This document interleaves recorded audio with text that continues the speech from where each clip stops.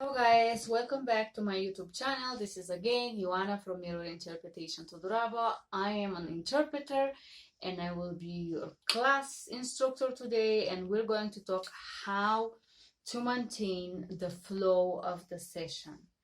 Out of interpreting, the interpreter have to be able to maintain the flow of the session, which means to develop techniques to facilitate and successfully manage the communication in different situations. Facilitate the communication, which is one of the main goals of the interpreter. Okay. So before we start each session, in order to facilitate the communication, interpreter need to settle or introduce the role of the interpreters and establish the expectations about the interpreter role and set clear expectations and boundaries how to have that in order to build trust, professionalism, and explain how the process is going to work, because a lot of providers doesn't know how exactly it's happening, how exactly work to use an interpreter during a medical visit, a business meeting, and so on. So how we maintain the flow of the session? The first thing is we start with a pre-session. What is the pre-session? This is the process where the interpreter introduces themselves, set the boundaries of the role, and manage the flow when the session starts. Pre-session is introduction. How we do that? Interpreters start with their name, their ID, the language that they're going to interpret, and they also mention few best practice and instruction how the session should be going. I'm giving you an example of a pre-session. Hello, my name is Ioana. My ID is 007. I'm going to be your Bulgarian interpreter. I will interpret everything you say and keep it confidential. Please speak directly to the patient. Please pause frequently so I can interpret. Please use short phrases. You, as an interpreter, introduce yourself in both languages, English and Bulgarian, English and Italian. So you say the same precision to the English limited speaking person, the same thing. You set the boundaries, you give them an instruction. Normally, I ask the lab, please hold while I speak English, because very often when we work, when we speak the lab language, they're listening and telling us something, and then the moment that we start to speak in English, they are starting to fight with us. They're starting to say, excuse me, I don't understand you. What are you saying? Why are you talking English? I don't understand English. So make sure that they understand that your role is to interpret, and while I speak English, you guys gonna wait for me in order to be accurate and help you better, right? So we do the pre-session in both languages. The only time that you keep short pre-session when you work for the fire department or 911.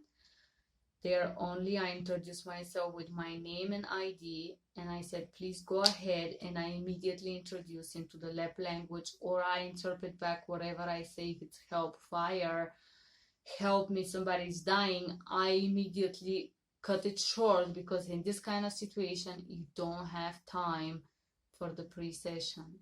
And when this kind of calls come, if you're working over the phone, you know that you have 30 seconds for a pre-session. You don't have 1 minute and a half, right? So it's very important to be aware of the pre-session.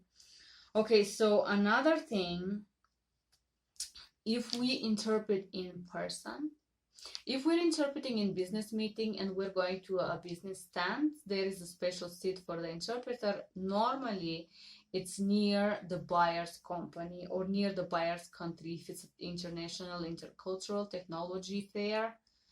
The interpreter is normally accompanying the buyer or the visitor. So there is always a seat right near the buyer, right? If we are interpreting in medical field, where the interpreter should be and where the interpreter should be posed. So in the doctor's office, there is always a chair for the interpreter. And sometimes the doctors allow the interpreter to choose where they want to position themselves. Sometimes there is a paravan and the interpreter is on the other side. There is always a place for the interpreter. But in order to make accurate interpretation, the interpreter should stand behind the lab if the lab is sitting 45 degrees behind on the side of the patient. If I'm the patient, the interpreter should be here or here, 45 degrees. And if you are my doctor that you're looking this video right now, you should be able to look directly to the patient and speak to him, looking each other in the eyes, because the interpreter should facilitate and stimulate and try to improve the direct communication between the doctor and the patient, and ask them to speak directly one to another. Direct interaction, right? Another thing for the interpreter, if there is not such a space, there is no space for the interpreter, the most important thing is that the interpreter should pose or put themselves in that kind of a position where patient and provider and the doctor have to look each other in the eyes. Interpreter should not look to the patient and talk to them like this is my grandma or grandma.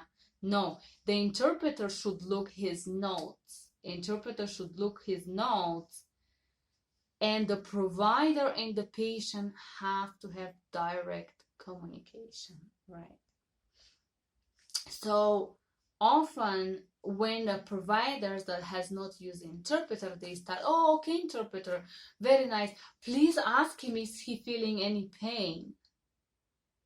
If as an interpreter you have to interpret accurately, you're gonna interpret exactly what the doctor says. Please ask him, is he feeling any pain? But if you interpret directly, because it's not in the first form and they're not talking directly to each other, this interpreting is going to create confusion for you, for the patient, for the provider. So in this kind of cases, I ask the doctor, please, madam, address the patient directly. Ask the question directly. That's gonna be more accurate for me to interpret and easier for them to understand, right? All right, during the interpretation, ask them to speak in first form, direct communication with one another. If it's necessary, clarify, proceed, go back to conduct and say, go ahead, sir, go ahead, madam. Clarify in transparency. Again, I'm repeating, there is a full class about how to clarify. You can click here and find it. Madam, sir, this is the interpreter speaking. Interpreter need repetition. When they repeat you interpret and then say, respond back, interpret back the answer and say, go ahead, sir, go ahead, madam. But you have to make sure that you understand fully the meaning of the message and focus on the essential moments, name, dates, phone numbers, terms, whatever is the conversation about. Make sure that you stay focused on your notes. What is incremental intervention? We had a special class about that, but I'm repeating again.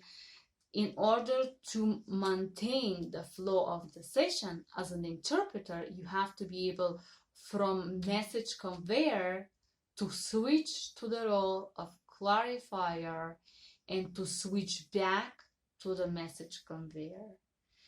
If you have to offer a cultural framework, you offer the clarification cultural framework, and after you're done, you switch back with "go ahead, sir, madam" as a message conveyor. All right. Avoid to have a side conversation with provider or patient unless the provider is telling you in the beginning of the session, we are in intensive unit. Normally, sometimes, not always, sometimes the provider like to offer you some kind of a framework, and they do it in order to help you understand the situation and to help you understand that maybe the patient will not make much sense, but you still have to interpret, right? Once you interpret, the third step of maintaining the flow is the closure or the post-session. Do you need any further interpretation? This is the interpreter speaking. The interpreter speaking, do you need any further assistance from the interpreter? Do you have any further questions from the interpreter, and so on? When they say no, thank you, interpreter, you can disconnect. Post session, thank you for using our services. Interpreter ID 11 or 07 is going to disconnect. Thank you and have a wonderful day. So don't forget, guys, to thank and give a post session and disconnect. So in order to maintain the flow of the communication, I'm repeating again, we have a pre-session, positioning if we're in person, we have maintaining the flow during the interpreter encounter, and then for closure. Don't forget to stay polite, say thank you, and wish a wonderful day. Thank you for being here, guys. I hope you had a wonderful day. I hope you had a good class. I hope you enjoyed. I hope that was useful for you. Thank you for being here, and I hope you have a good day. Bye-bye.